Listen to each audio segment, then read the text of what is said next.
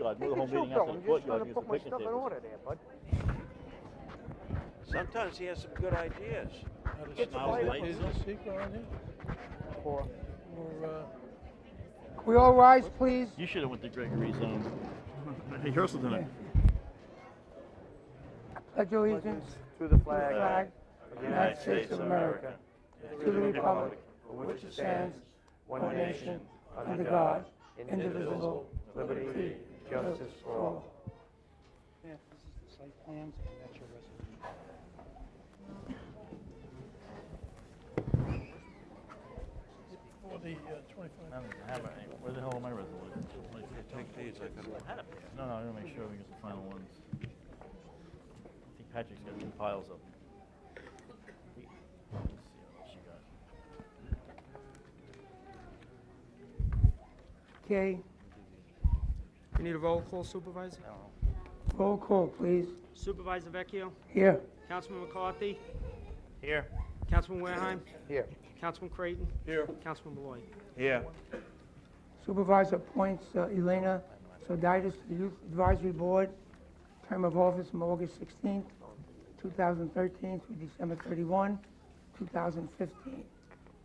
Under correspondence, we have a second reading for a special event for the next Concert Chamber of Commerce, a second reading for a Mount Pleasant Elementary School annual road race, a second reading for the Mount Pleasant Elementary School annual road race, a second reading for the Smithtown High School West Homecoming Parade, a first reading for the Nisqually River State Park Run, first reading for the High Park School 5K Fun Run, and a first reading for the High Park High School Homecoming Parade. We also have a building department report, which is on file with the town clerk for anyone's perusal. Under advertisements for public hearing, town board to authorize the clerk to advertise for a public hearing to be held at the Senior Center on the 26th day of September 2013 at 7 p.m. to consider a special exception petition as submitted by SciTech Wireless for a special exception for a Tier 3 communications facility at the Paul J. Fitzpatrick Country Club on 495 Landing Avenue. Councilman Malloy? Yes. Councilman Creighton? Yes. Councilman Wareheim? Yes. Councilman McCarthy? Yes. Supervisor Vecchio? Yes, town board to authorize the clerk to advertise for the following bids to be returned to town hall on the dates indicated, a replacement of existing street lighting with LED fixtures, a grinding service, transportation disposal of tree stumps, and a digital mailing system on September 12th. Councilman Malloy? Yes. Councilman Creighton? Yes. Councilman Wareheim? Yes. Councilman McCarthy? Yes. Supervisor Vecchio? Yes, town board to award the following bids. A bid 13059 for tree pruning services to Stapleton Tree and Landscape. Bid 13058 for tree stump removal to Laser Industries. And a bid for printing of the annual recycling calendar. Councilman Malloy? Yes. Councilman Creighton? Yes. Councilman Wareheim? Yes. Councilman McCarthy? Yes. Supervisor Vecchio? Town board to award the following request for proposals per opening date indicated RFP number 13-009 for wireless telecommunications facility at the Callahan's Beach 2. The above as per 3A of the agenda. Councilman Malloy? Yes. Councilman Creighton? Yes. Councilman Wareheim? Yes. Councilman McCarthy? Yes. Supervisor Vecchio? Yes. Town board to approve the following as per 4A through L of the printed agenda. Councilman Malloy? Yes. Councilman Creighton? Yes. Councilman Wareheim? Yes. Councilman McCarthy? Yes. Supervisor Vecchio? Yes. Town board to authorize the acceptance of the following. A, accept donations. B, bank check. And C, donations from Daniel Cross. Councilman Malloy? Yes. Councilman Creighton? Yes. Councilman Wareheim? Yes. Councilman McCarthy? Yes. Supervisor Vecchio? Yes. Town board to authorize the controller to execute the following as per 6 A, B, C, D, and E. Transfer, transfers, transfer, and transfer of funds. Councilman Malloy. Yes. Councilman Creighton. Yes. Councilman Wareheim. Yes. Councilman McCarthy. Yes. Supervisor Vecchio. Yes.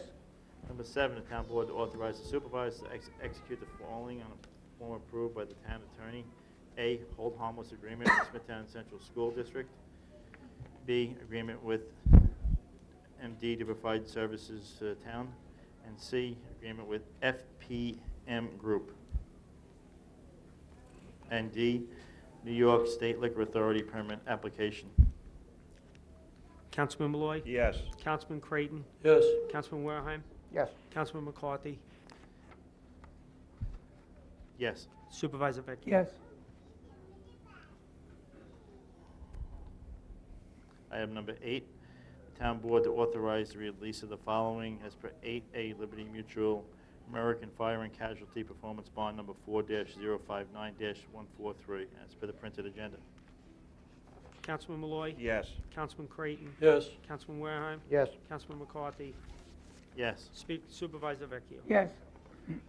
Under personnel, the town board to approve the following personnel matters as per 9A through H, seasonal appointment, a reappointment, a part-time appointment, accept volunteer services, or part-time appointment and medical leave of absence, termination, and return for medical leave.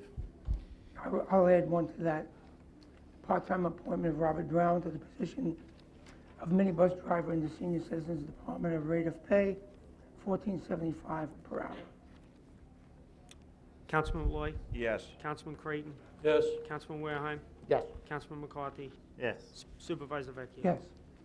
Under traffic, number 10, the town board to authorize the following amendments to the Uniform Traffic Code and to authorize the Traffic Safety Department to install and maintain necessary signs as 10A, Schedule J, parking, standing, and stopping, B, Schedule J, parking, standing, and stopping, and Schedule C, parking, standing, and stopping, as per the printed agenda.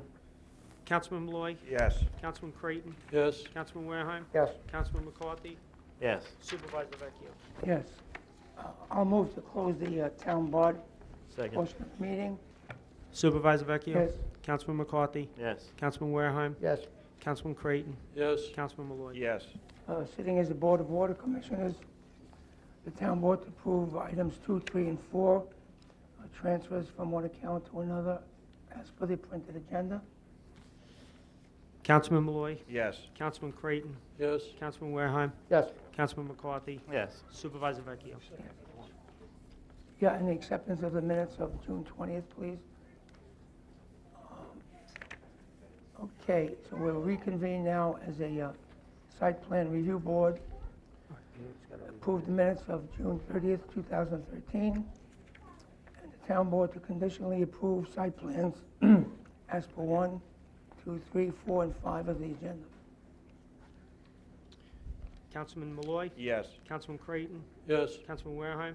Yes. Councilman McCarthy. Yes. Supervisor Vecchio. I'll move to end the board of site plan Right, review. Supervisor, you have the minutes on the site plan review Water. and the Board of Water. You read So them. we'll just I go read ahead. them, I did. Okay, super. Okay, so we'll end that meeting. I'll move to terminate the site plan review board. Second.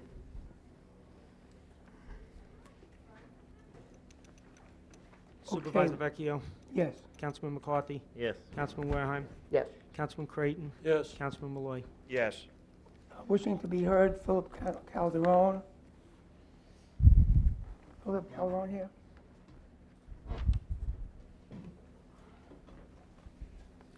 My name is Philip Calderoni. I live at 19 Arlington Avenue, St. James, New York. Good evening. My wife and I moved here 28 years ago. We raised our family here. We're active members of this community. I am honored to be on the board of St. John Land Nursing Center and speak in support of the Uplands. The board has retained experts who are here this evening to explain some of the technical and engineering requirements of this project. Steve Deutsch of Goodman Marks Associates, Terry Elkowitz of VHB Engineering, and Mike Chiarelli, the professional engineer. St. John Land Nursing Center has a significant and important place in the history of this town and of its future. The mission for 150 years has been a community-based, not-for-profit organization serving the elderly traumatic brain injured, and individuals with medical and rehabilitation needs. The center's mission is to create a caring and supportive environment committed to the highest standards of quality health care. St. John Land seeks to uphold the principles of human dignity and worth and affirms the right of every individual to maintain the optimum quality of life. Over the years, the mission of St. John Land has expanded as the populace has aged and has grown to encompass broader services to the community. Today, St. John Land Nursing Center provides long-term care, head injury rehabilitation, Alzheimer's and dementia care, adult daycare services, and home health care, always in response to changing health care needs. A dozen years ago, the board projected that there would be a significant need for senior housing based on the continuing care model that has been used in other states. Once again, expanding the array of services it provides is a logical step for the mission of the nursing center. There are changes in healthcare that are coming along, as well as changes in healthcare reimbursements. Occasional operating shortfalls at the nursing center are partially offset by the Society of St. John Land, also a not-for-profit with very limited endowment. No one would be more pleased than the staff and the board to have a $50 million endowment, a figure that has been bandied around. The fact is that our endowment is a fraction of that. St. John Land's 150-year history as a charitable, not-for-profit institution has proven that there is no overriding profit motive in our plans. The Uplands has already been granted 501c3 not-for-profit status by the IRS. Finally, the Uplands will result in 100 permanent jobs and 500 construction jobs for the area, nothing to dismiss in our recovering economy. Thank you for the opportunity to speak and voice my support for the Uplands.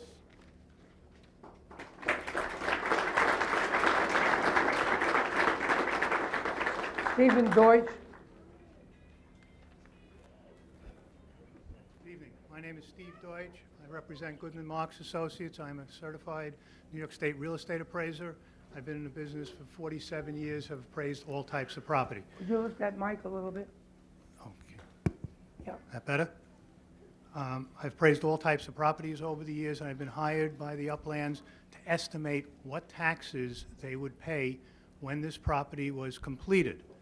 Upon my investigation and the work we had done to come up with a conclusion, estimating the income, the expenses, and how this would produce, we came up with an estimate of taxes. At that point, we went to the assessor, Mr. Peter Johnson, who is a very knowledgeable assessor who knows how to estimate properties. We assumed that the properties, as of today, if the property was constructed and completed, what real estate taxes would the town garner from this piece of property? At that point, Mr. Peter Johnson, we were hired in April. In May, we produced our estimate to the owners, and in June, we went to meet with the assessor. After the assessor produced a letter in June estimating that the taxes on the property would be $1,290,000 a year, of which approximately we estimate $800,000 would go to the school district. This is basically the type of rateable that a town would want. It produces real estate taxes, it produces jobs, it produces no school children, and probably sales tax during and after construction. Any community would basically want this type of rateable on the books. It's a no-brainer. People could move into this, sell their homes, and move in and stay in the community and be productive in the community and continue to pay taxes in New York State and not chase them off to Florida.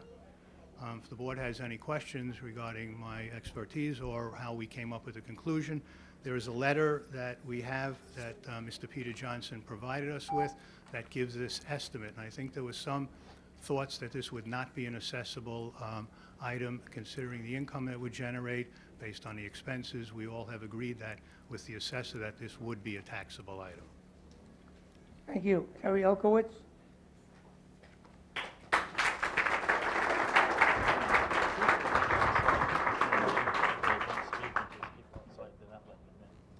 Good evening, Mr. Supervisor and members of the board. My name is Terry Elkowitz. I'm a principal of the firm of VHB Engineering. Our firm is working as the engineer for St. John Land, but we're not the environmental consultant. As the town board knows, the town, to its credit, hired its own environmental consultant to evaluate the impacts, not only of the special exception that you're considering to add to your code, but also of the Uplands project. And among other things, the town's consultant prepared a voluminous draft environmental impact statement, which my client has financed. Now, it's evident from the town's DEIS that this town board has recognized the need for communities such as the Uplands to serve the needs of its residents. For example, your DEIS on page 1-4 has said that the town board has found, quote, that there is an increasing need by persons of or nearing retirement age for reasonably priced dwelling accommodations in planned separate residential areas, which will be inhabited by persons similarly circumstanced and which have been specially designed and developed for such age group. Your DEIS also documented the changing demographics not only in this town but on Long Island and the increase in the population of those 55 and over. Moreover, as required by the State Environmental Quality Review Act, the town's DEIS undertook a detailed analysis of alternatives to the uplands on the site that it's proposed, which included the as-of-right development of single-family homes. And the town's DEIS determined that there would be substantial tax benefits when you compare the Uplands proposal with single-family homes. You have already heard that the proposal would generate, the Uplands proposal would generate $1.2 million in taxes, where the single-family as-of-right alternative would generate $350,550 in total taxes. When you look at impacts to the school district, the Uplands would result in a net benefit to the school district of over $860,000, compared to a $153,000 deficit to the school district for single-family homes. Also, when you look at the area that would be preserved, forested area, the Uplands would preserve 29 out of 49 acres, where single-family homes would preserve a little over 17 acres. So in closing, the town clearly identified the need for this type of housing, and while I understand that there are residents of the community that may oppose the Uplands, there are many more people in this town that need it, and those people in need aren't here tonight. So I urge you to continue with the secret process and review this on the facts. Thank you very much.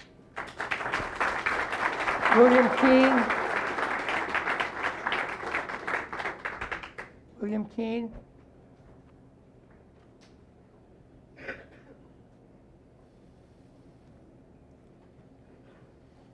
Hi, good evening. Yes, my name is William Keene, and I reside at 4 Alpine Court in Smithtown. I am and have been for the past 12 years the treasurer of the trustees of the St. John Land Nursing Center. My wife and I have been residents of Smithtown for over 43 years. We raised our 2 children here, and in fact, our daughter, her husband, and their 2 children own a home in Smithtown as well. So our roots here are fairly deep.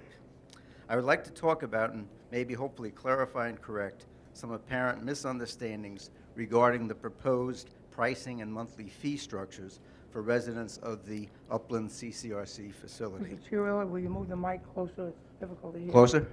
Okay, I'm sorry. First, there is the entrance fee, which residents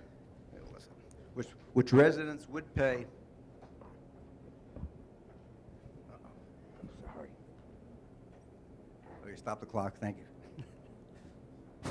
Does this work now? Yes. First, there is the entrance fee, which residents would pay for their unit when they join the community.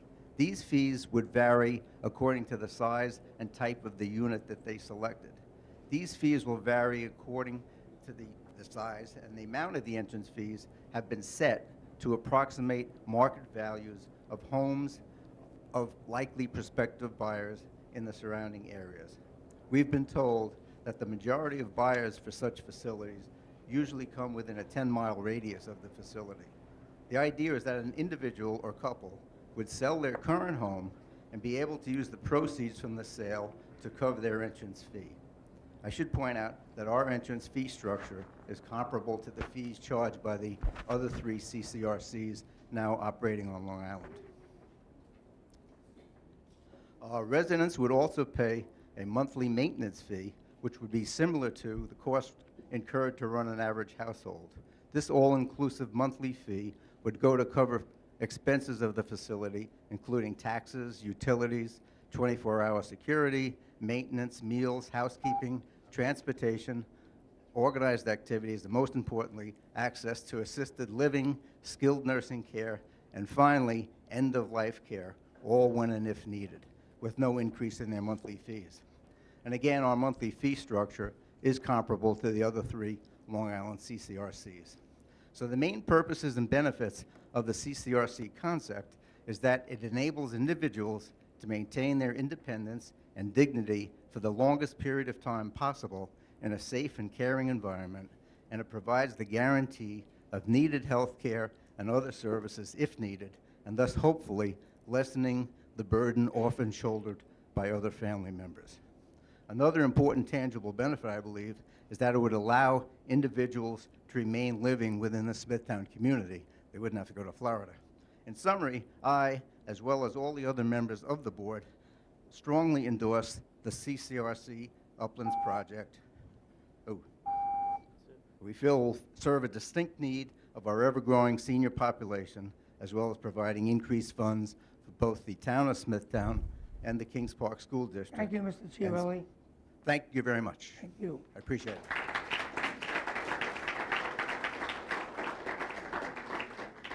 Fred Lamarca.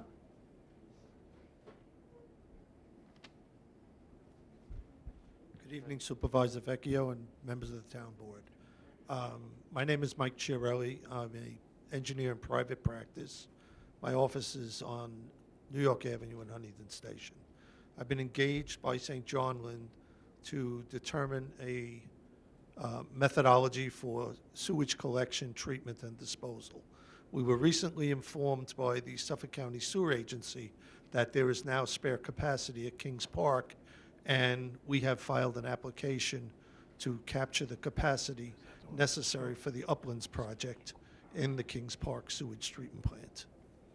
That concludes my presentation. Thank you. That was the man. Neither one of you spoke to it. That's the man that you pulled off. He's right there. Oh, okay. That's Lamarca. Good evening. I'm Fred Lamarca. I live at 3 Brandy Road, Cold Spring Harbor, and I'm a trustee of St. John Land. The comfortable lifestyle that those residents of Smithtown who are gathered here tonight enjoy, the sense of neighborhood and togetherness, will be recreated at the Uplands. The senior members of this community, those who have built the neighborhoods they call home, deserve to have the ability to remain in the community with other active seniors in an environment created especially for them. A continuing care retirement community, or CCRC, is exactly what Smithtown needs to serve the senior population. And we're fortunate to have a not-for-profit organization like the Society of St. John Land that has dedicated so much planning to bringing what will be one of the finest CCRCs in the nation right here in Smithtown. CCRCs are affordable. When someone moves to a CCRC, they typically sell their home and use the proceeds from the sale for the entrance fee. In Smithtown and surrounding areas, it may be that a number of people are able to sell their homes for an amount in excess of what's required to pay the entrance fee. Then, residents pay a monthly fee that, when compared to what they were spending to take care of themselves in their former homes, should be roughly equal. At the same time, residents would gain benefits far in excess of those currently enjoyed in their own homes, including what in reality amounts to unlimited, lifetime, long-term care insurance. Thank you for letting me speak.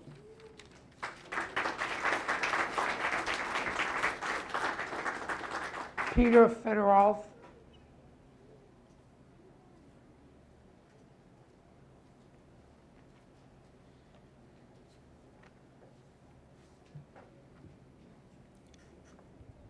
I am Pete Fedorov, and I'm honored to be a trustee of St. John Land. I live at 6 Beardsley Lane in Huntington. Continuing care retirement communities are found widely across the country, and particularly in neighboring states. Pennsylvania and Massachusetts both contain 300, while New York contains only 11. 3 of those are on Long Island. New Yorkers in general are not aware and educated to the opportunities and advantages of continuing care retirement communities. A personal anecdote illustrates how other areas have made use of these unique facilities. My 77-year-old sister-in-law lives in suburban Philadelphia in Montgomery County, which is approximately equal in population, number of households, and average income to the combination of the 4 Long Island towns of Smithtown, Huntington, Babylon, and Islip. My sister-in-law wanted to give up the burdens and expenses of living in her house and not be dependent on her 2 married children who live nearby. There are 28 CCRCs in Montgomery County and several within a few miles of her home and children. She interviewed 4 of them, chose one, enrolled, sold her house, and scheduled her move. Then, the week before her scheduled move, she was diagnosed with cancer. She had major surgery. When she was discharged, she moved directly to the skilled nursing facility in her continuing care retirement community, where she spent 2 weeks in recovery, after which she moved to her permanent apartment. The cost of her post-op recovery and all skilled nursing services were covered by her inclusive monthly support fee. The parents of her children's 2 siblings both moved to continuing care retirement communities in the last 2 years. They also were in their 70s. All 3, my sister-in-law and the 2 sibling parents, are in 3 separate but nearby communities. This type of opportunity and consideration is virtually unavailable to the residents of Smithtown. With this kind of thinking, I strongly recommend the approval of the uplands at St. John Land.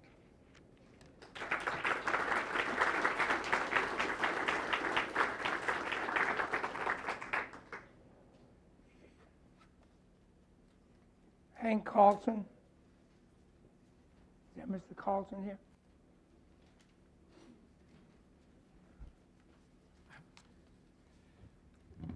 Henry B. Carlson, 248 Landing Avenue, Smithtown, New York. 8 short points. First, my family has been in business in Kings Park for 130 years, pursuing mining and screening, excavation and grading, precast concrete manufacture, recycling, and more. 50 years ago, our precast concrete business was located in the heart of Kings Park by the railroad station. Town board members approached my father and asked him to consider moving to the outskirts, and the planning director directed my father to Old Northport Road, home of multiple garbage dumps, sand and gravel mining pits, and an asphalt plant, and specifically to the western end, the area buffered by the Huntington Dump, LIPA right-of-way, Sag to Coast Parkway, and the Long Island Railroad, an area designated on the planning director's master map as suitable for heavy industry. 40 years ago, we completed the move. Second, intention equals outcome. In other words, we all get the results we intend to get in matters that we control. Third, our zoning ordinance does not meet New York State mandated requirements that it make provisions for all necessary construction and recycling businesses. Fourth, I am in support of resolving that deficiency. Fifth, a short true story. 23 years ago, the town issued citations to a number of us property owners for non-compliance with the zoning code. We met together and assessed that we were in the category of having legitimate usages on property that complied with the former planning director's directives, but nevertheless did not conform to the existing code as written. Subsequently, we met with the current planning director. We decided to follow his recommendations and get together as a group and submit a group application. We formed the Old Northport Road Association, and 3 of us owners submitted a joint application for rezoning of our parcels in 1990. 16 years later, in 2006, the town responded to our application and denied it. This is what it has been like to try to comply with the recommendations of the planning director. Sixth, in the 36th year that the supervisor and the planning director have been in office, they have been unable to come up with a solution that will resolve the problem. To wit, the zoning code does not have any provisions that acknowledge or recognize the legitimate businesses that already exist in this area of Kings Park, even though these types of businesses by state law must be part of every town's comprehensive plan. Seventh, if intention equals outcome, then we must conclude that it has been the intention of our supervisor and our planning director to never resolve these issues. Eighth, I am for resolution of these issues. Resolution is very simple. Men of goodwill can always resolve a disagreement. Thank you.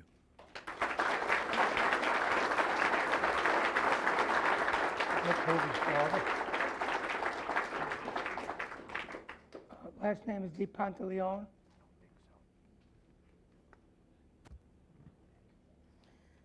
Good evening, Mr. Vecchio, members of the board, and everyone here. My name is Zaira Balda. I am the bookkeeper for Carlson Associates and 7 other companies at 140 Old Northport Road.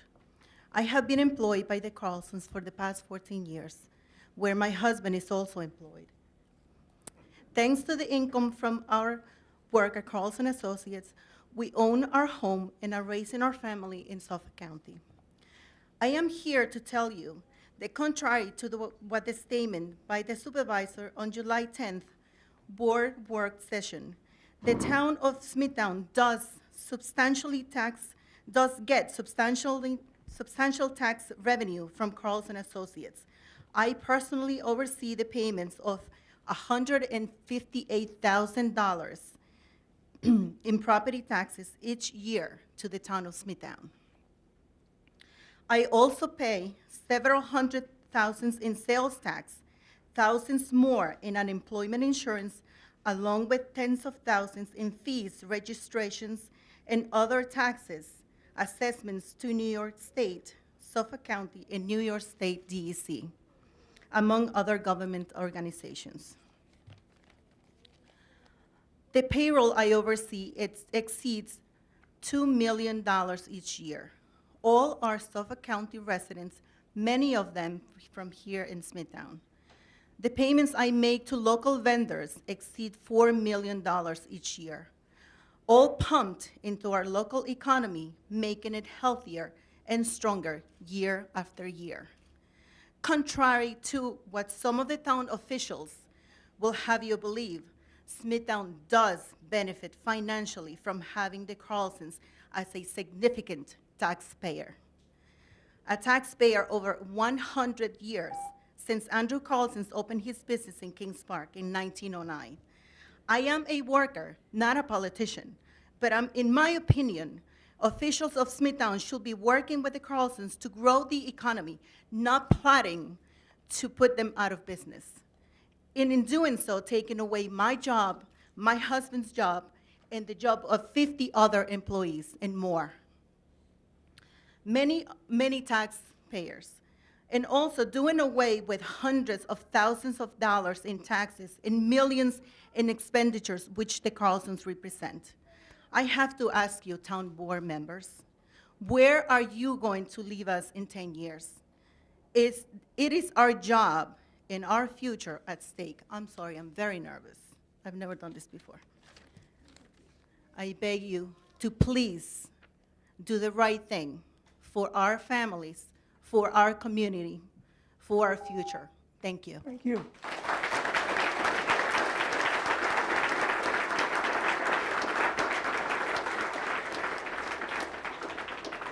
Christian Michaels. My name is Christian Michaels. I live at 29 Oak Street in Smithtown.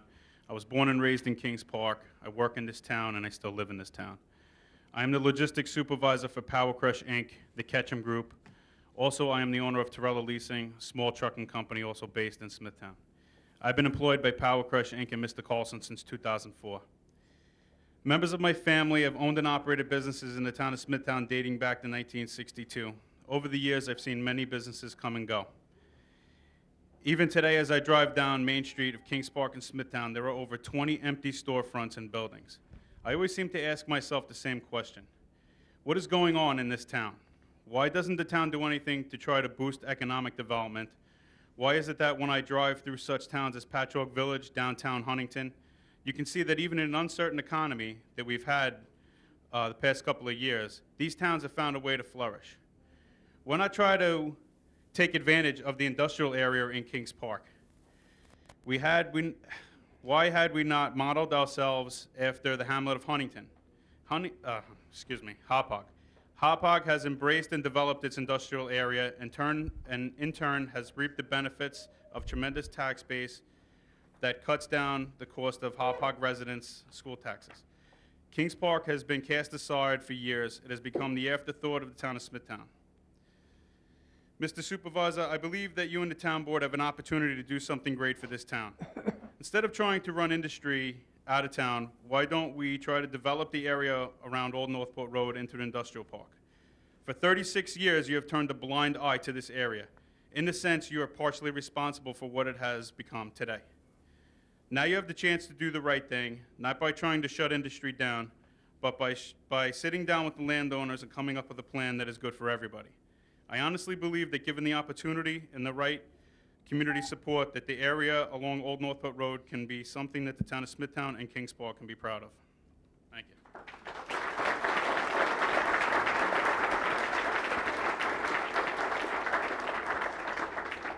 you. Les Parelli.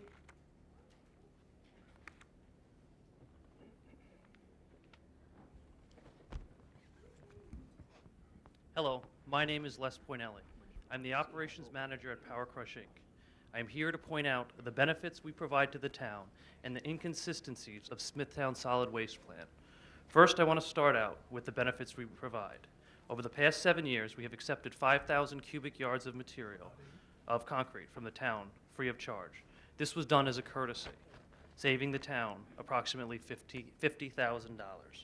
In 2010, we were instrumental in capping the Smithtown landfill.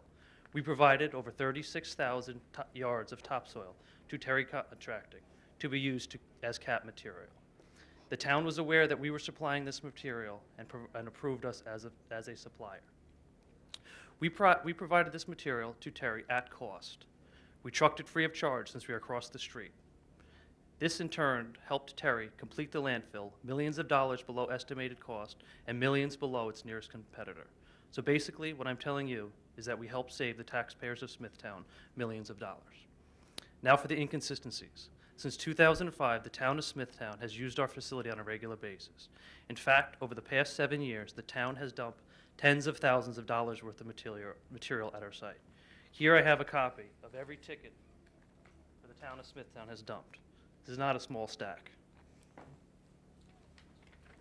When asked about this, the supervisor said, and I quote, "It's hard to find places during hectic times of hurricane.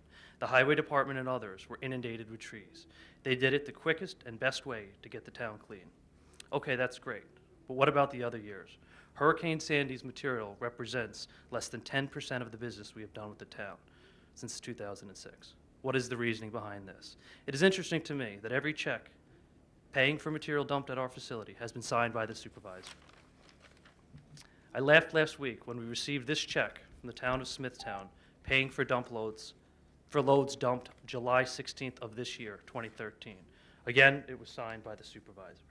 To say that we are an illegitimate facility is to completely contradict your own operational procedures and policies. Smithtown's state-mandated solid waste plan is illegitimate if Power Crush Inc. is, since we are a key part of your plan, even if you are reluctant to admit it. I believe Smithtown needs to reevaluate the situation on Old Northport Road and come to grips with the fact that together we have an issue that can only be solved working as partners. The answer is not to try to shut down all the businesses, but to come up with a comprehensive plan to allow the businesses to operate under fair zoning guidelines and effective town supervision. It is my firm belief that with proper leadership and vision for the future, this will be possible. Thank you.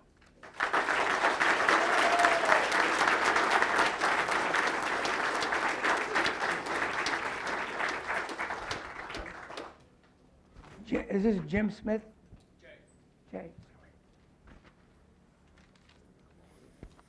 Good evening, Supervisor Vecchio and Town Council members. My name is Jay Smith. I reside at 13 Conley Road in Huntington.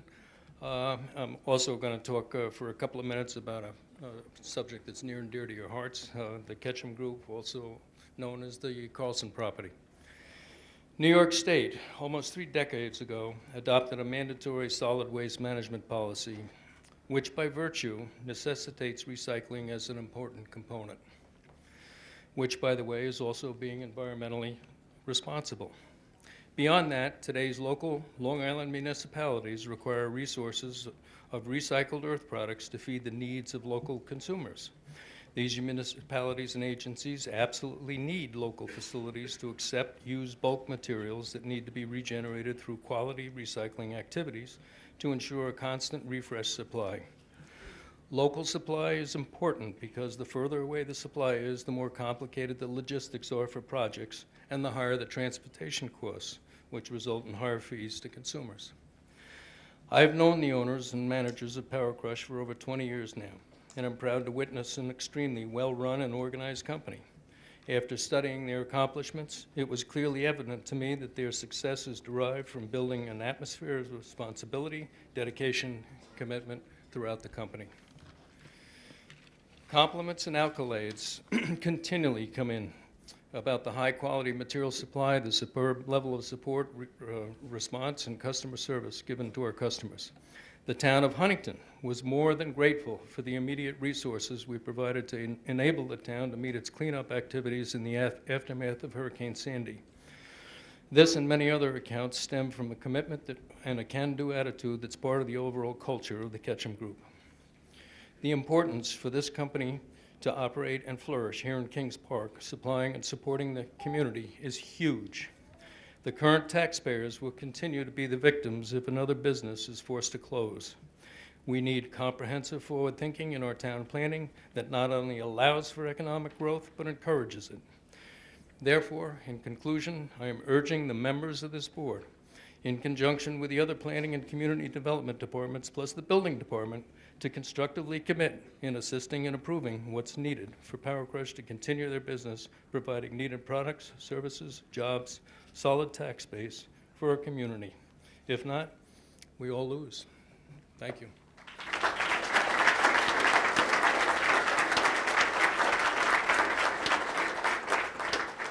Mike Cox.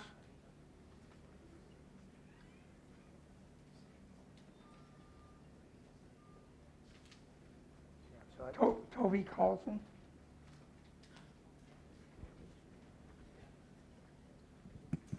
Barbara, check to see if Mike Cox is outside, please. I'm right here, folks. I just want to say. You got to speak on the mic so we can everybody can hear.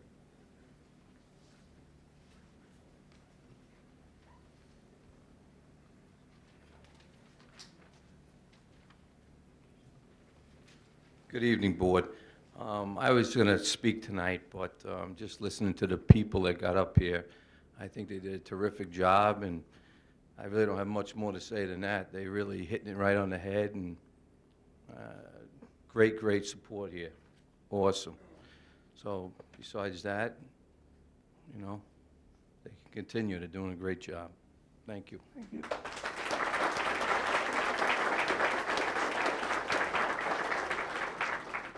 Francesca Kazuba. You got Toby Toby Carlson. Oh, you're Toby. Yep, me. Thought he was Toby. All right. Mr. Supervisor, member of the board, the hard people who have turned out here tonight did so because the public debate on the Kings Park Industrial Quarter has always focused on the industries and their operations and what did or did not happen over the past 30 years.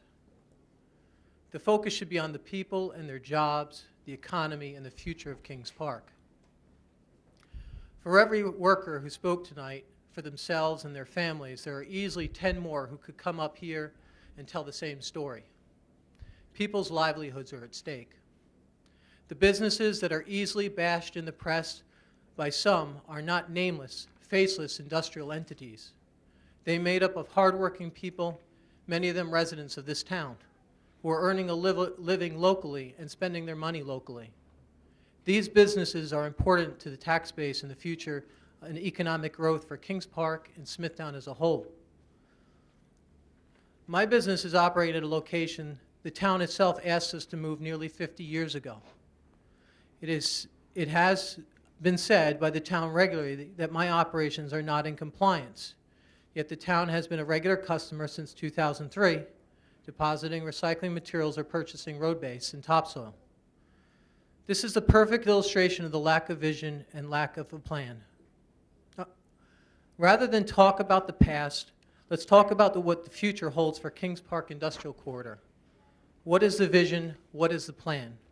We want economic growth to expand the tax base. We want people to have jobs and security. So if you're serious when you point to Old Northport Road and say, the past hasn't worked, something needs to change, then let's together develop the comprehensive plan and realistic plan moving forward. As you're aware, I'm in the process of finalizing a site plan submission for an asphalt plant, which is an allowable use in heavy industry.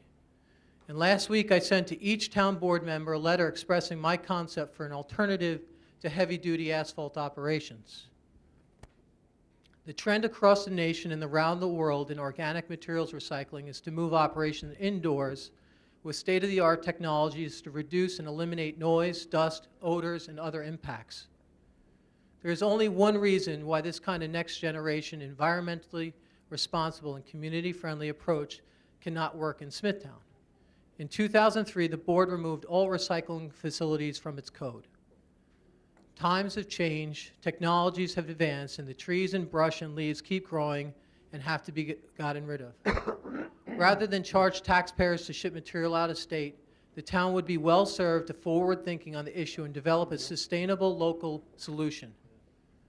If there was an interest from the town in changing its code to allow for this type of technology, I would happily abandon my plans for an asphalt plant and look instead to proposing a substantial investment in state-of-the-art facility that would provide environmental, aesthetic, and financial benefit to the town and the community. I will look forward to your reply to my letter, and I hope that the voices and faces of the real people who turned out tonight continue to be part of the debate of the Kings Park corridor. Thank you very much. Thank you.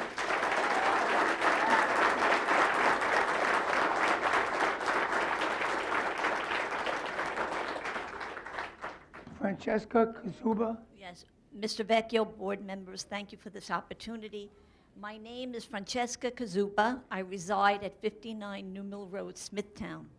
I'm here today as a private citizen. I have no affiliation with any group, no political party, no business. But I am very concerned about downtown area of Smithtown. I've lived here 40 years. I have not only seen a stagnation in the town, but we're going backwards. Today, there are 27 empty buildings between Stop and Shop and the library. I'd like to know why Smithtown does not attract good businesses. And I'm not talking about fortune tellers. I'm not talking about gold buying businesses. I'm talking about viable businesses. We don't attract them. Perhaps, and I'm surmising this, our regulations are outdated, and we make it so prohibitive that businesses are very, very leery to come to Smithtown. Why come to Smithtown if they're going to watch every inch of every building material you have? They're not going to do that, and they haven't done that. We are in serious trouble. We need businesses in town. I'd like to know if there is a master plan. If there is, I don't know of it. I haven't read anything in the papers. If there isn't a master plan, who's responsible for writing one up and letting the public know what's going on?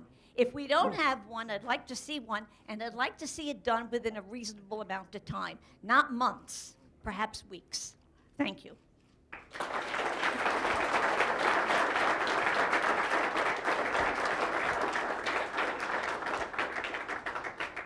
Supervisor, before we continue, I'm being told there are a good number of people that are out in the hallway because of occupancy rules. We can't get them in. They have filled out speaker sheets, so I would ask the folks if you'd kindly, as a matter of fairness, if anybody who has spoken and got their point across, thank you, of course, for coming, but could you please step out? It's the only way we're going to allow public safety to have the folks that want to speak come in, so we'd appreciate your cooperation. Thank you. That's a good announcement.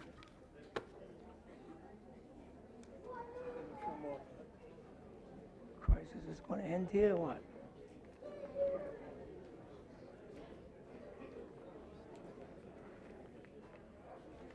I never heard of one. On point, I can tell you that.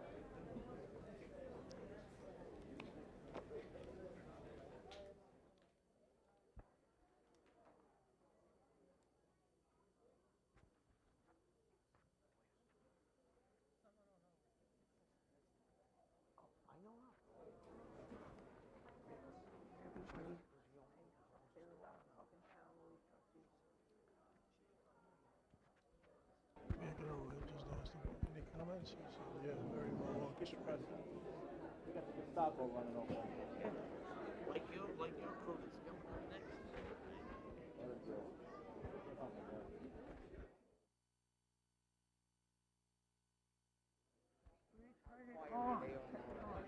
Yeah. By the way, when we're passing that thing by, Ladies and gentlemen, once again, those of you who are heard before and really have no rationale to stay behind, we'll ask you to leave. There's 30 or 40 people here who are interested in another subject and wish to be heard. You gentlemen from St. John Land, you made your presentation. Nothing will occur with St. John Land, with the uplands. Nothing's going to be voted on. No, no, There might no. be. Not by the town board, no. Not by the No. board, the public might. Thank you I would so much. say. No. Somebody may speak on it here. Oh, you mean people from the outside? Yeah, they may speak, somebody else may Okay, speak. sure. Everybody that wants to speak. Okay. Okay. All right, we'll reconvene the board. Okay, now let them leave. Your glasses? Stealing your glasses now? This is well late. I don't want to go to that meeting. No, it's great. I love this. I don't have to go to Ellis's thing.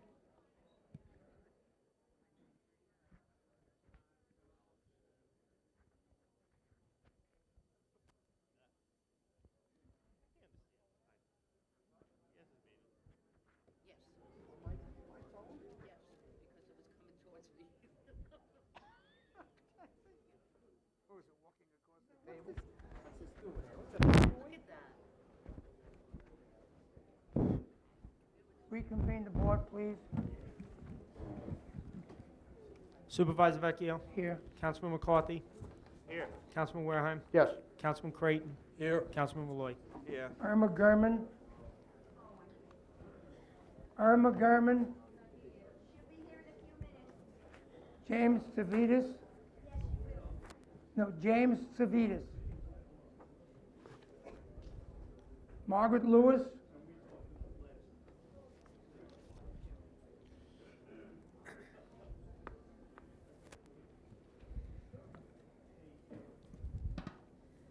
My name is Margaret Lewis, and I'm here to address the Uplands project. Recently, a Smithtown councilman refused to give an opinion on the Uplands project, and I'm referring to the Smithtown Messenger's article, "Primary is Getting Ugly," July 11, 2013. Because he said, and I quote, "I want a clearer understanding of the impact on the land." The draft environmental impact study summary chapter lists irreversible You could take it out. irreversible impacts in several areas: geology, subsurface soil, topography, vegetation and wildlife, groundwater and surface water resource, transportation, community services, economic impacts. Also impacts on land use, zoning and town planning, air quality and noise, visual resources and cultural resources. What part of a 5-story, high-density housing project for almost 300 people is unclear. What part of the 4.5 pounds of solid waste that would be produced daily unclear? The resulting destruction of the 50 acres of pristine, environmentally sensitive woodlands and the quality of life for the Kings Park residents who bought their homes near 1 acre zoning for residential purposes, is that unclear? What is so confusing about the results of the DEIS binder that is sitting on the councilman's desks? Why would anyone support such a destructive project? Who are the Smithtown residents who want it, besides the nursing home? They're the only people who want it. These questions warrant answers now. Personally speaking, the delays and procrastinations of certain councilmen are not fooling anyone. They are waiting for the primary results on September 10th. Putting politics ahead of what is truly right for their Kings Park constituents, shame on you.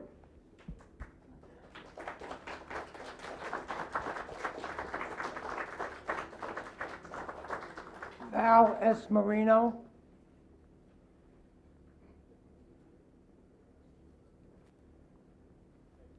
Michelle Gary. Oh, this is Mr. Marino, I'm sorry. Sorry, Michelle.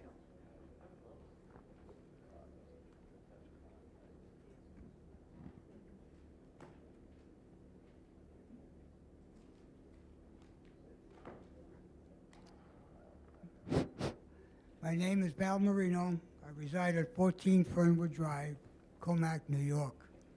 I've been a resident for 49 years. Supervisor Mr. Patrick Vecchio and members of the town board, thank you for giving me the opportunity to address the Barilla Farm Winery issue. I have known the Barilla family since 1964. We've shared many dinners, holidays, and events with the parents who are original owners that bought and loved and started the farm in 1945. Since the parents passed away, the daughters, Laurie and Barbara, took possession of the farm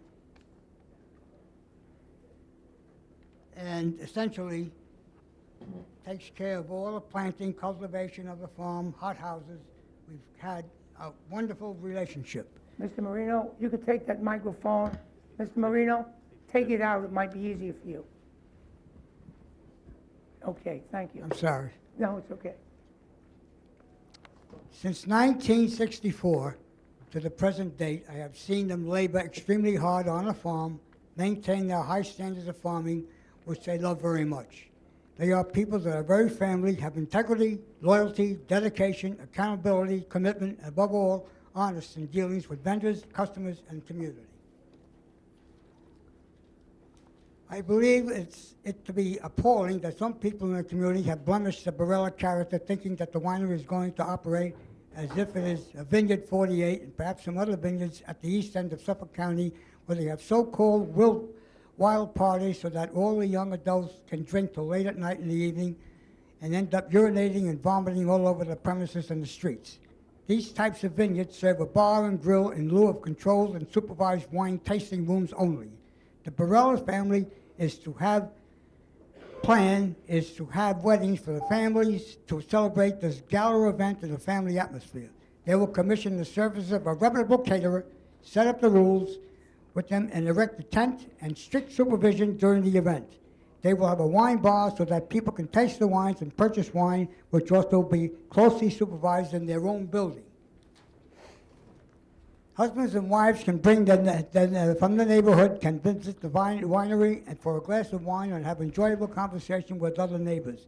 This is enhancing and embracing the community, not demoralizing it the way some people falsely think. Prior to any decision to be made concerning the winery, you must consider that the Barillas have complied with all of the governing authorities over the premises and have approved such and have approval from such New York State agricultural markets, the SLA, Farm Winery, Tax Code Bureau, etc., etc. The aforementioned contents are values and respect that the Barilla family and will bring to the farm. Okay, finish your statement. Okay, I'm almost finished. There are people in some people that share the same Barilla thoughts.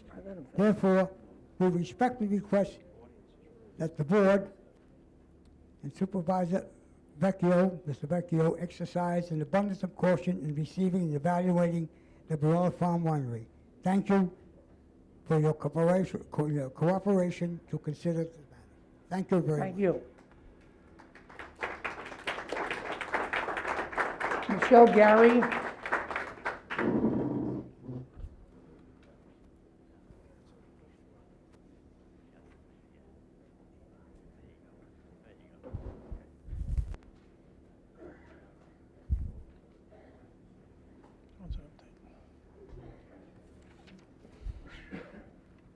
Good evening, Board. I just have a couple of quick questions, mostly directed for Mr. Zolo.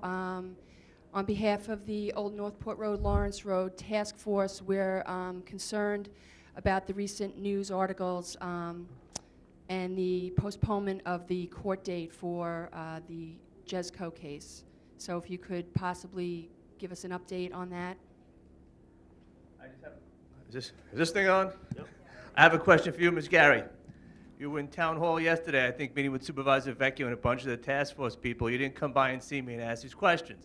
I've been in my office all day, 9 to 4. John, let me tell you something. You're out of order. No, I'm not, Yeah, Supervisor. I will rule you out of order. Why can't you call me during normal work hours? Well, that's opposed to not being for in you order? to question why she's here. Well, I don't think. Just answer the question if you can. That's fine. I just think that's. But that's neither here nor there. That's wrong. Well, It's not a problem to answer the question.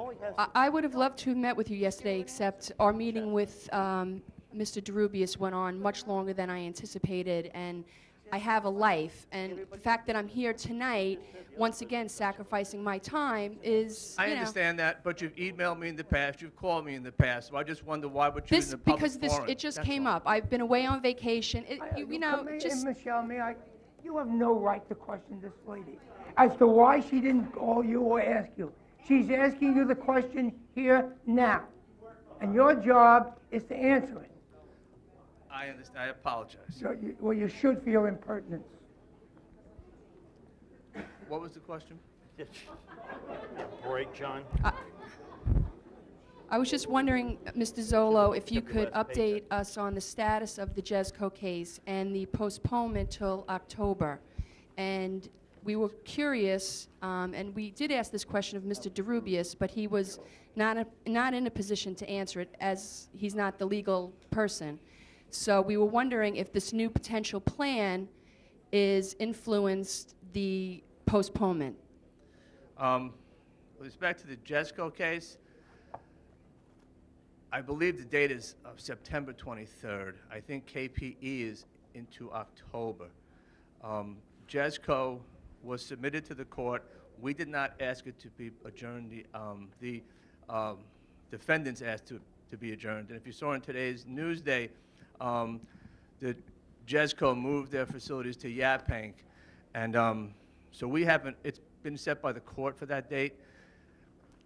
And I suspect Jesco, through their attorney, Leonard Shaw, is not going to be submitting any opposition to our request for a permanent injunction. Mr. Sommer is the attorney for Tom Gesuale Sr. He's the one who asked for the extension of time to answer. I don't suspect he's going to actually be putting any opposition in it because one of the things that Mr. Gesuale Sr. has discussed with the prospect of working with KPE2 is doing some residential development in the area. So I believe the date is September 23rd. With respect to the KPE2 litigation, we had a conference with Justice LaSalle's law secretary about 2 weeks ago. And I think Martin Simon might have sent you an email letting you know that we were doing that. And that was at my request because I had gotten a phone call from the attorney for KPE2, and I'm drawing a blank on his name right now, but after he called me, I said, why don't we go see the judge on this? Basically, their position is we don't want to fight, KPE2 doesn't want to fight the town on this. They'd like to have the court gave a long adjournment date so they can work. That would be KPE2, specifically Mr. Heinlein from the company, working with Mr. Tom Gesuale Sr. to see if they could put together a residential development. So they asked for more time. But remember this, on both cases, the restraining orders are still in effect.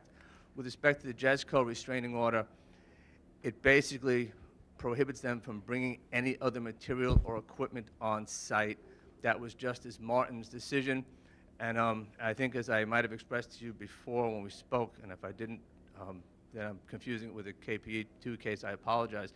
One of the things Justice Martin asked when we went for the restraining order, where has the town been for the last 40 or so years? And that's the question I always have a difficult time answering. But the restraining order is there, I think, through Frank DeRubius' office with the cooperation of the representatives of KPE2 and Jesco, Jesawali, and the people of 1 Lawrence Road, because there's many of them, that they'll come up with a project that can be moved forward for the residential development of the property. But I just want to let you know that I didn't ask for the adjournments or extension of time in any of those cases. They made application to the court, and the court granted them. Yeah, we were just curious if the new plan for residential housing was an influence in the adjournment. The answer is that was the request of the attorney. Was one of the things he said he didn't want the judge on KPE2. He did not want the court to make a final decision on the case because he had a sense of how the case might end up. So rather than getting stuck with a permanent injunction, he asked the court to put it out to October 15th, I think is the date. So they can try to come up with a viable plan for development for the property and not have the court render a decision that would affect them permanently with respect to their current uses on the property. Right now, we have a restraining order in effect. So from my point of view, the restraining order is in effect. We're in a good position. If they want more time because they're looking to develop the property residential, which is what it's zoned, we're not harmed. We're in a good spot. Thank you. And I apologize if you think I put you on the spot. That was not my intention. I apologize to you. I just would wish you'd call me because it's, I'm always available 9 to 4. I'm in a the busy summer. woman, Mr. Zolo. Okay. Mary Understood. Beth I Siskins. apologize.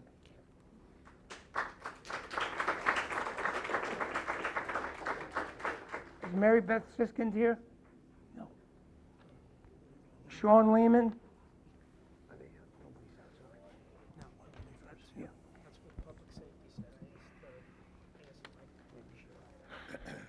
Supervisor Vecchio, members of the town board.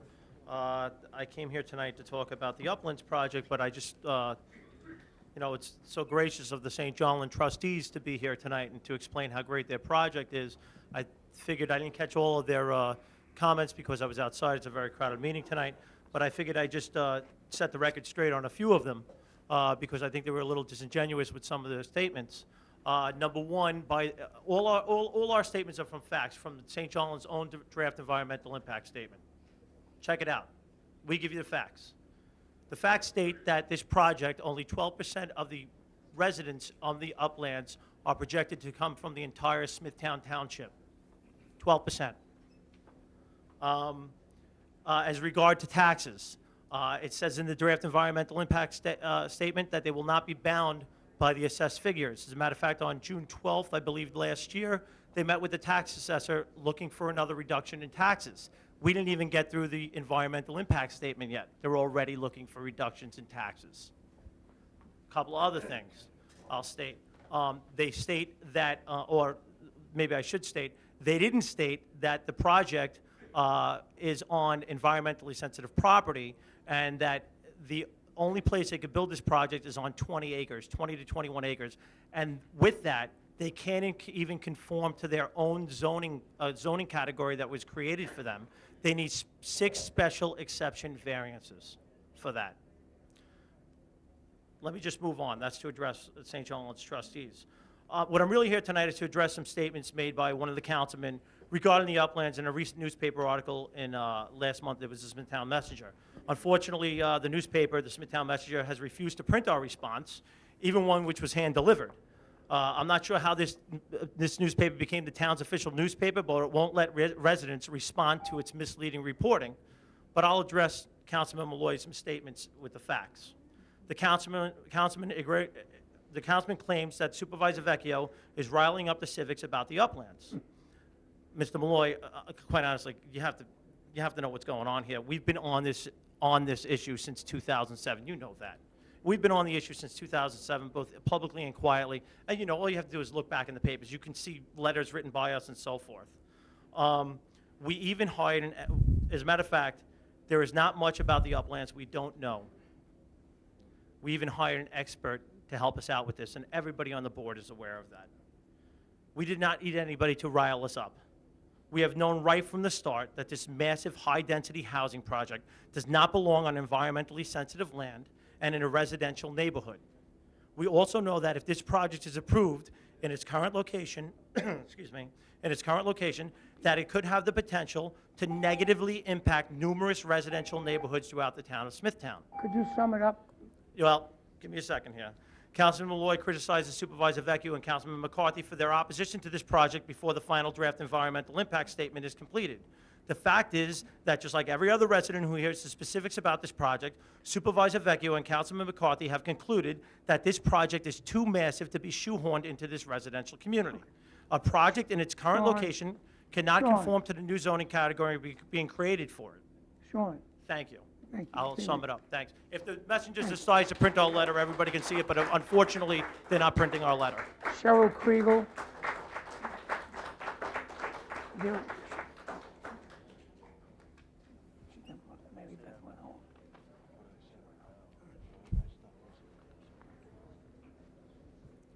Hi, good evening Supervisor Vecchio, board members. Excuse me, battling a little bit of a cold. You could take that microphone out, it'll be easier for you. No, I think it's okay. Thank you. I'm here specifically to address KPE2. I heard Mr. Zolo speak a little bit earlier when he was responding to Ms. Gary on some of the questions that she had, and I hope not to overlap, but I do have some questions. Mrs. Kriegel, we're barely hearing you. Okay. Pull the microphone to you. Okay, KPE2. Thank you. That's better, thank you. KPE2 is located in my backyard, and I do mean that literally. 350 feet or so away from my home. When the greenery isn't in during the beautiful months that we're in now, I look out my backyard, I look over the fence, and I see KPE2. A lot has been written in the newspapers in the past couple of weeks also, and I'd like to address a little bit of that. There are injunctions that stop KPE2 from operating. JESCO has relocated a lot of the equipment that was moved off the KPE2 site to JESCO prior to them making that relocation has now been moved back onto KPE2's site. These are big, heavy, earth-moving, and a lot of equipment that I can't name officially because I really don't know the equipment. However, they are in my backyard.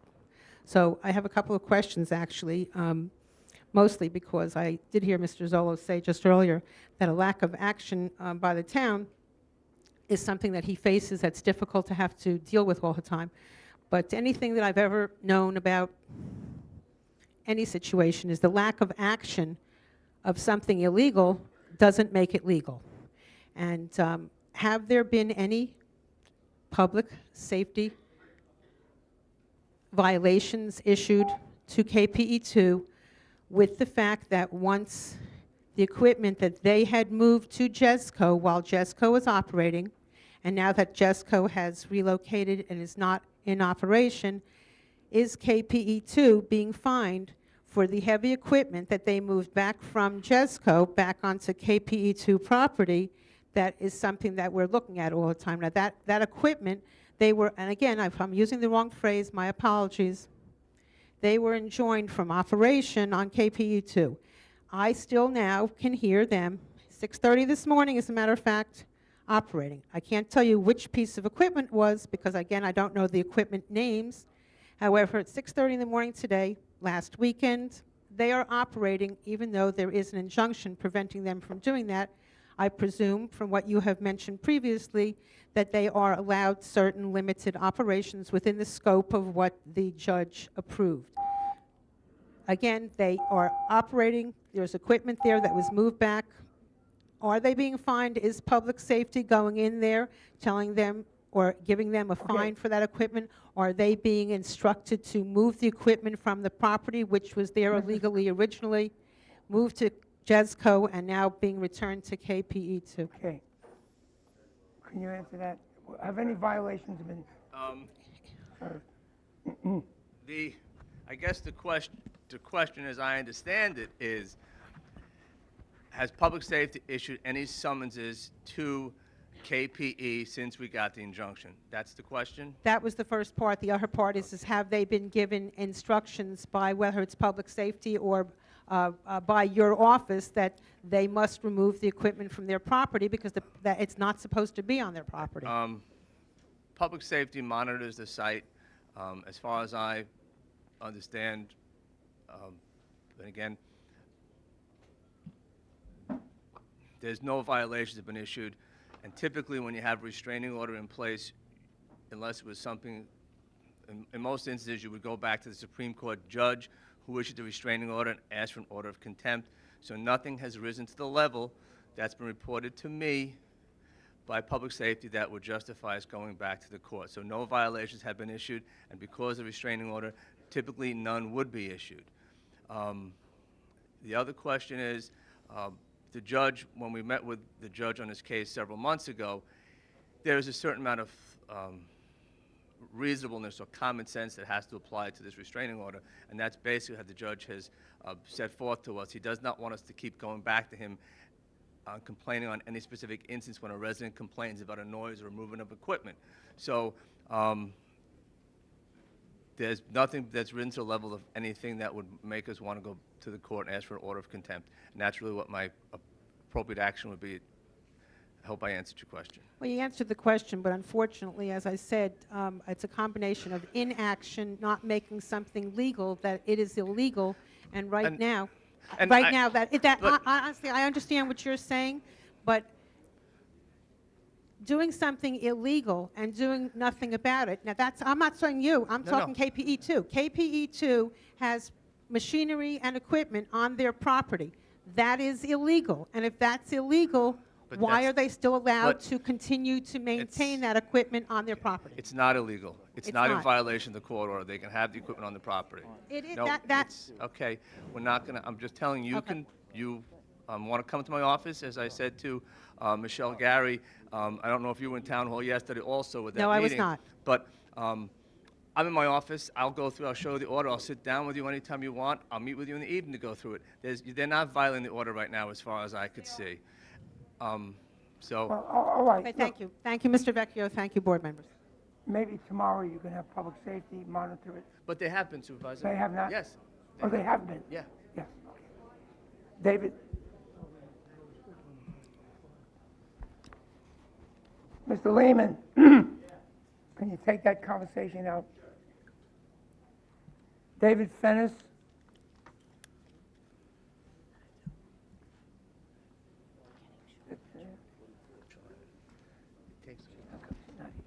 David Fennis, 54 Twin Oaks Drive, Kings Park. I oppose the Uplands project. I've spoken in the past. I am for the Smithtown residents' quality of life. On that note, I would just like to make two simple points. Number one, the primary on September 10th and the election in November, whoever is going to be on the new board, chairman or chairwoman, I ask you to please reconsider your position if you do support the Uplands project. Because, A, without going into too much detail, overwhelming community opposition. B, it is in the wrong location for numerous reasons stated numerous times over the past 6 years. Primarily, mainly being located in the Nesquik River corridor. There's a place to build, and there's a place not to build, I believe. Point number two, the Uplands is a max density, max housing, and most importantly, max profit development. And I was out in the hallway earlier today because I got here at 6:35, and I didn't get in until 7:15, so I was unaware certain board members were here from St. John's. I hope they're still here to hear this. My point each and every Smithtown resident should have an interest, an obligation to draw attention, maximum attention, to this project and make sure they pay their fair share of taxes to our town. Not tax exempt, not fighting the taxes that they would like to pay, versus drawing from and draining the town's resources, hurting the good, hardworking citizens and families of Smithtown while lining the pockets of a select few. If it takes going to the federal and state government to draw attention to the new councilmen who support this project, then that's what needs to be done. And if you're unaware, the trend in the federal and state levels of government is to crack down on tax-exempt organizations. That should not be. Thank you.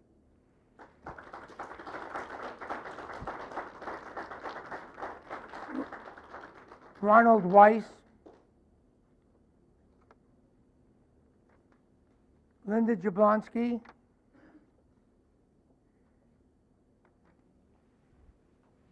Hello, my question is quick. I'm here in regard to 927 Jericho Turnpike, Prisco Realty. We are currently waiting for a decision from the BZA. Once a decision is made, if the property owner continues to be in violation, what is our recourse as residents? I think I might answer that because I did speak to the assistant town attorney about that as to why when a entity is in violation and continues to be in violation, why we could not issue an injunction. And the answer to me was that it would not gain much traction in the court, that the judge would probably dismiss that request out of hand.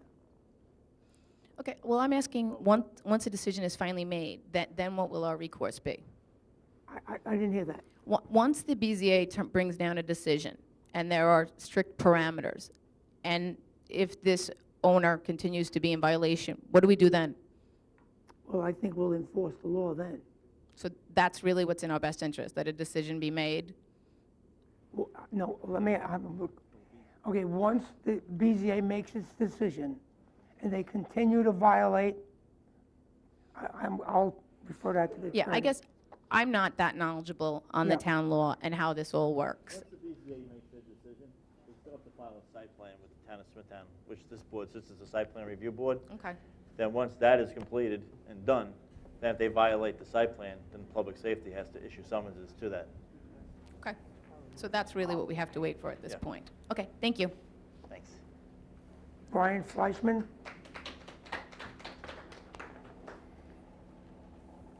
Good evening, Town Council. I'm speaking on the same property, Reliable. Basically, on July 9th, we attended a BZA meeting, and Mr. Tanzi was the acting chairperson, and I sent the letter to him. I actually sent the copies to all the town council and supervisors, and I still haven't heard from him. We want to know, I was going to speak on the environmental aspect of the property, since he is applying to build on environmentally sensitive land.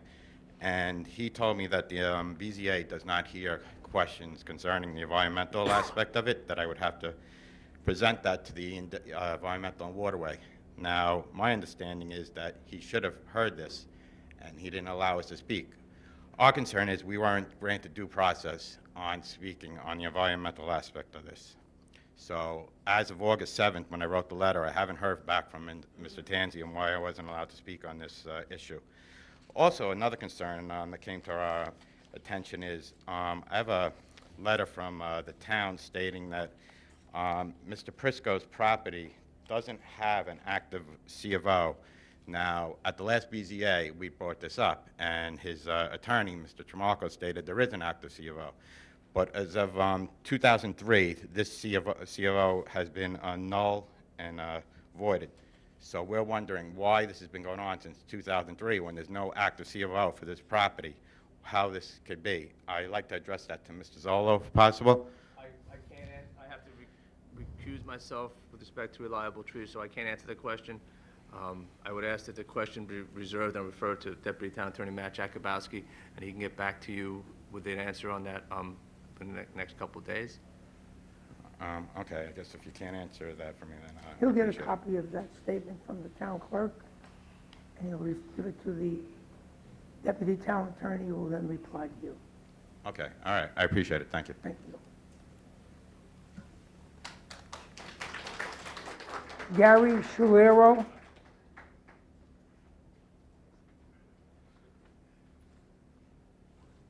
Marie Pascal.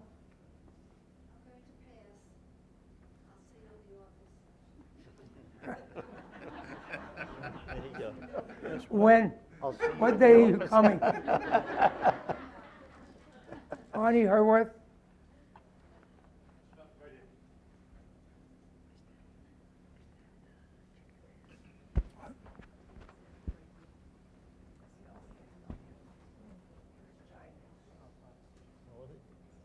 Yeah, you're right.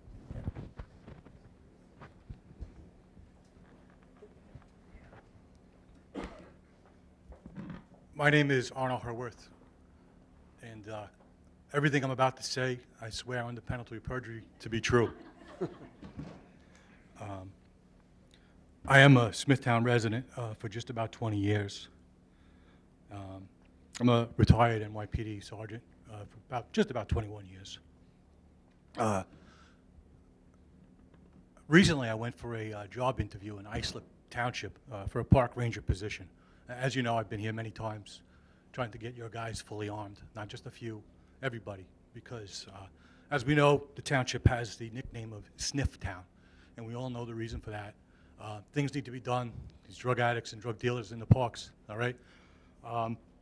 Aside from that, getting back to what I'm saying, had an interview in Islip with the Commissioner of Public Safety. The gentleman hired me, went over to personnel. Upon return, one of your personnel, Sergeant Craig Kane, was in the office, had told the commissioner that I came to this meeting back in 2011 in a Superman costume, which is true. I don't deny it. The Sergeants Benevolent Association of the NYPD bought me that costume, and in a lighthearted manner, I protested in there for our cops to get raises.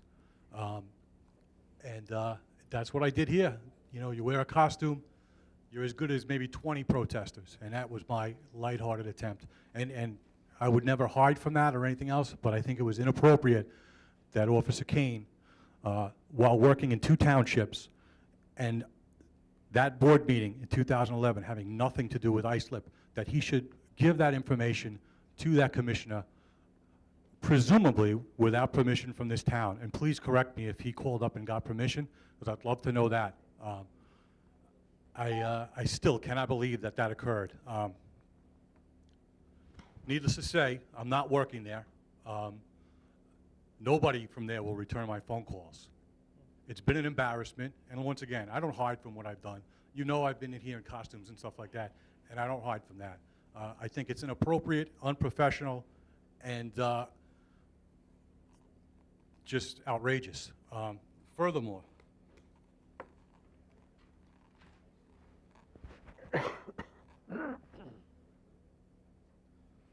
since I was put on the spot, I'll give you a couple of tidbits of what Officer Kane says. Mr. Hurwitz, you got like 30 seconds to go. Yes. He says the higher-ups in Smithtown heavily scrutinize and discourage ticket issuance here. As you can see, the fire zones are out of control. I really think that whoever's putting pressure on park rangers not to write tickets or saying, why are you writing tickets? That shouldn't happen. He says that for personal reasons, some people are not allowed to carry firearms, not because of their disqualification or anything else. And lastly, Mr. Vecchio, this is directed at you. My father is 73. He has a bad heart. He's going under the knife tomorrow again. He has no legs. He was in your office with my mother about 2 years ago. Yes. Honestly, they saw the tone change from when you brought them in and you were happy to help them. They were there to complain about handicapped conditions in a local business. And then once he used his full name, which is the same as mine, he says to me that your demeanor immediately changed and you questioned why I would wear a chicken suit here. Not My true. father, my Not father, true. my Not father true. doesn't lie. My Not father true. doesn't lie. Your father And came I to- don't appreciate that this township is acting in like some kind of communist regime. That's Can the- I say my side of the story if I remember it well? The secretary came in and said some people outside would like to see you. And they did come in, and I can't remember what exactly their dilemma was, but I offered to help. And when I asked their name so I could move forward with it, they gave the name Hurwitz, and I said, "Is Arnie your son?" I never would make a derogatory remark. The very fact that I knew your name and asked your mother and father if you were related is enough to tell you that I would never do that. Okay, we'll move on to the It next. is not, and I don't believe you. Okay, that's fine. Michael Gianastasio.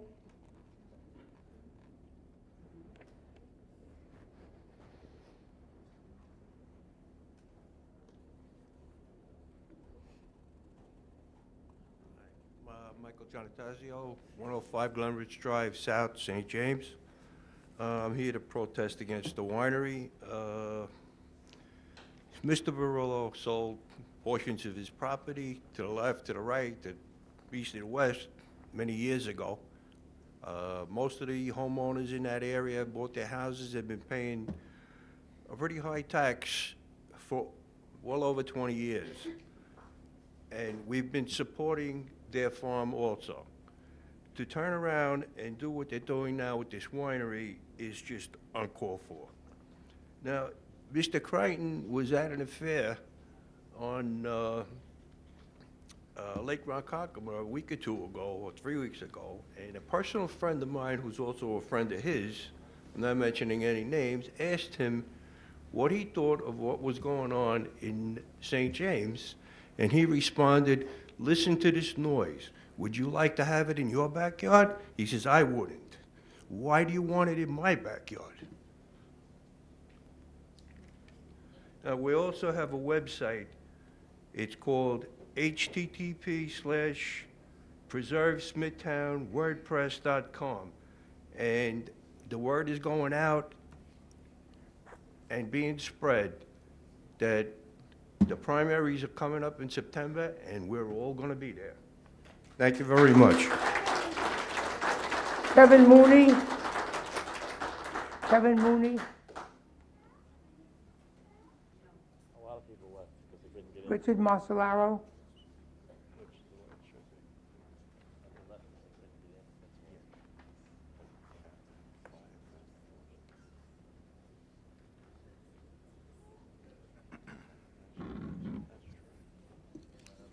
Good evening, Mr. Supervisor, Town Board members. My name is Richard Massolaro, and I've been a resident for more than 22 years. I am here this evening to discuss the town's 2014 budget process. Smithtown residents are represented by a 5-member town board consisting of the town supervisor and 4 town council members. The Smithtown supervisor is the town's chief fiscal and executive officer. The supervisor formulates the town budget and presides at town board meetings. That's from the town board website. Further, the supervisor submits the budget to the town council for approval. I would like to request that the town board, prior to the supervisor's submission, initiate a process, a plan, wherein the community has an opportunity to have an input into the formation of the town budget. There should be a series of open budget preparation workshops for town department administrators whose budget appropriations enable them to fulfill their duties and responsibilities. The town would be better served the town board would then be better able to authorize the supervisor on how to best spend the people's money. The town board should initiate a process allowing community participation in the town's budget formation. Residents should be encouraged to voice their concerns and advise these departments where the tax dollars would best be spent. The public should be invited to present their ideas and suggestions for budget expenditures such as skateboard parks, centralized purchasing and cost efficiencies, staffing needs, infrastructure deficiencies, and a master plan, just to name a few. 3, there should be a series of public meetings wherein taxpayers have an opportunity to participate in the town budget process. The one and only time that the public is invited to comment on the budget is at the October Town Board meeting. Then at the board's November meeting, the supervisor's budget is voted upon. There should also be public biannual review of budget expenditures to review changes, additions, and deletions. At almost every town board meeting, including tonight, fund transfers from these accounts are placed on the agenda and voted on by all board members without any explanations. There should also be an amount of budgeted surplus utilizing generally accepted accounting principles. Most legislatures, the president, governors, mayors, holds hearings on a proposed budget, soliciting comments from their members, department heads, and the public. The board should implement a similar process. Thank you. Irma Gurman. Irma Gurman. Oh, sorry.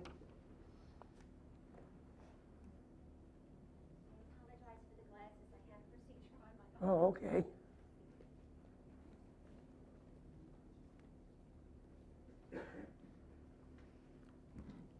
Previously, I spoke about the problems occurring at Winery 48 in Catchog, where raucous partygoers were causing disturbances in the neighborhood. In an article in the August 13th issue of Newsday entitled Legion's Wedding Proposal, several related issues are raised that are foremost in our minds as regard Whisper Winery. This article concerns a catering facility at an American Legion post in Bayville, which is situated in close proximity to residential buildings. I quote from the article, "The original variance allowing a catering business to operate on the grounds was signed in 1979 and bans outdoor ceremonies. The ban, Legion officials say, is a deal breaker for potential catering tenants. Waterview, which is the most recent ex-tenant, Legion officials and Bayville residents say, routinely held wedding ceremonies outdoors in defiance of the ban. Michael Ryan, who lives with his wife Alice on the property west of the Legion site, told the board last week that some weddings there turn into raucous parties where drunken drivers clog the road and shout profanities at neighbors.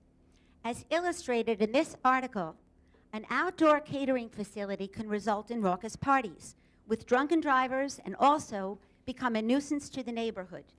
If an outdoor facility is approved and measures are taken to ensure that the party does not flow outdoors, there is no guarantee that the types of problems described in this article will not occur. As the article shows, once the situation gets out of control, it could take months or possibly years to rectify. In the meantime, the neighboring homeowners would all be suffering. The only way to prevent a situation like this from occurring is to disapprove anything larger than a small, intimate tasting room. Thank you for your kind attention. Thank you.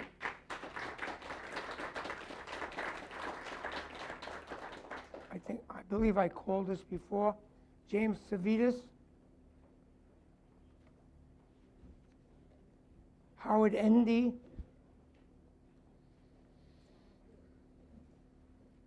Good evening. I'm a resident and a taxpayer of Smithtown for close to 40 years.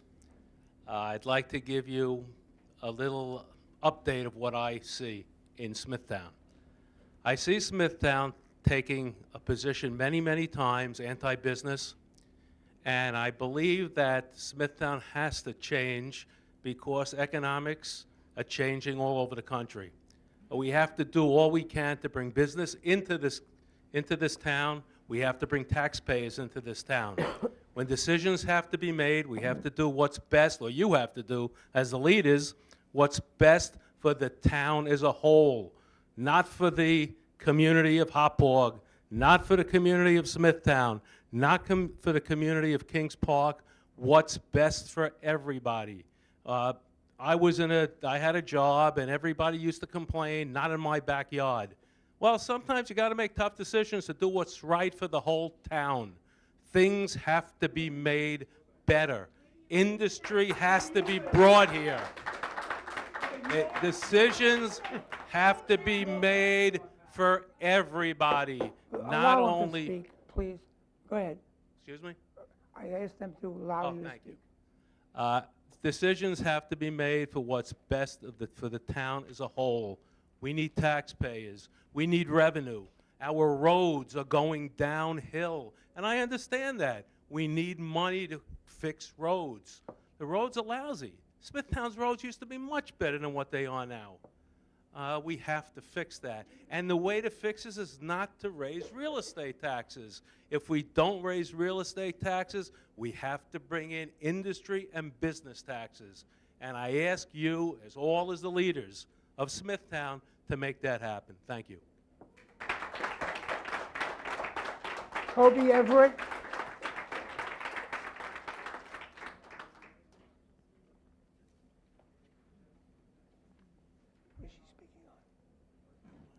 Toby Everett, 20 Twin Oaks Drive, Kings Park. I've lived in the town. I lived on Twin Oaks Drive for 42 years.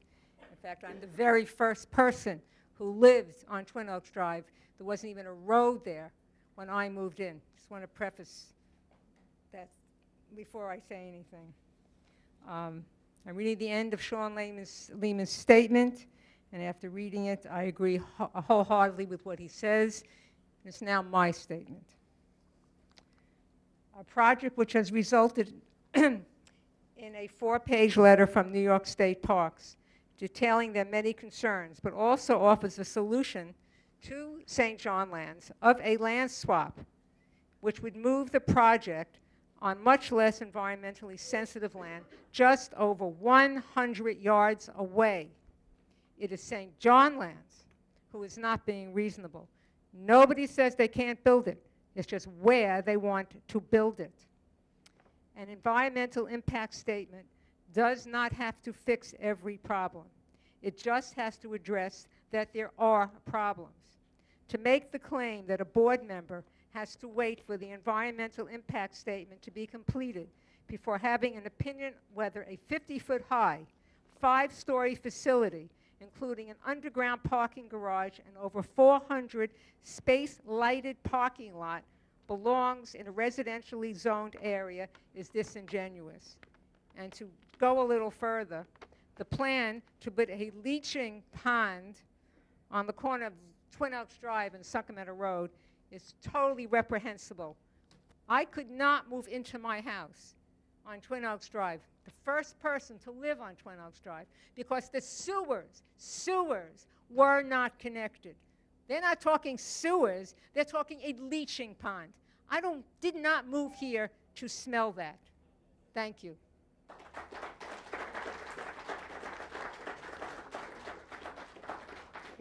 There are no other speakers, and I'll move. Yes, sir? Oh, I called your name. Come up, please. It's all right.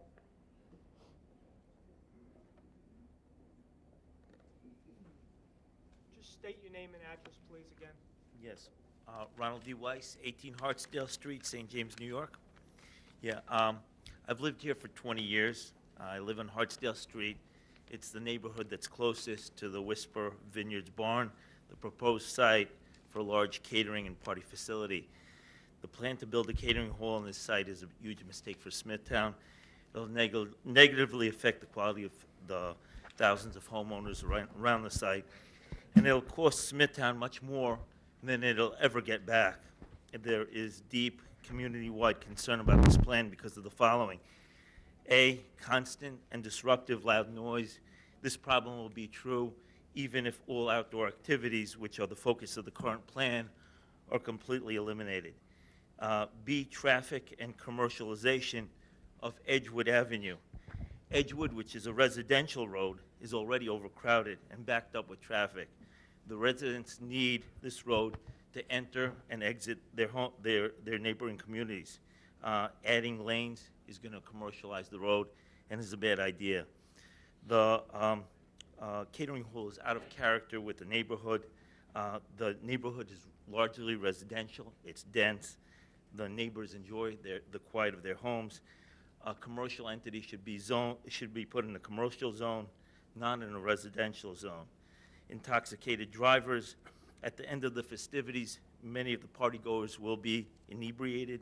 A lot of them will get behind the wheels of cars. They'll go down our residential roads.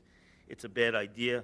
We'll be attracting a lot of high-risk drivers to our area. Unruly crowds. Once a party starts, it's very hard to control. At the Vineyard 48 at the east end of Long Island, many of the partygoers at the end of the party and during the party go outside, go into the neighborhood. Some of them urinate, vomit, and worse in the area. Legal clashes, because the plan will generate constant legal battles, fights, and acrimony. It'll cost the town. It won't bring revenue to the town. Let's use our common sense and not pretend that a 356-person facility for parties is a tasting room, or that a large party hall vibrating with amplified music is agricultural use. The experience on the East End is likely to repeat here in Smithtown, and we'll have the nightmare of a permanent disco in our neighborhood, disrupting the peace every night with wild parties, DJs screaming profanities, and frenzied, intoxicated crowds being heard for miles around. This is not just a bad idea, it's completely irresponsible and without any merit. We expect you as our board to protect our safety and our peace. We, the homeowners of Smithtown, and not wealthy developers and not wealthy businessmen, are your main constituents. We commend Patrick Vecchio, our supervisor, and Thomas McCarthy for appearing at one of our meetings. Thank you. I'll move to close the meeting. Second. Supervisor Vecchio. Yes. Councilman McCarthy. Yes. Councilman Wareheim. Yes. Councilman Creighton. Yes. Councilman Malloy. Yes.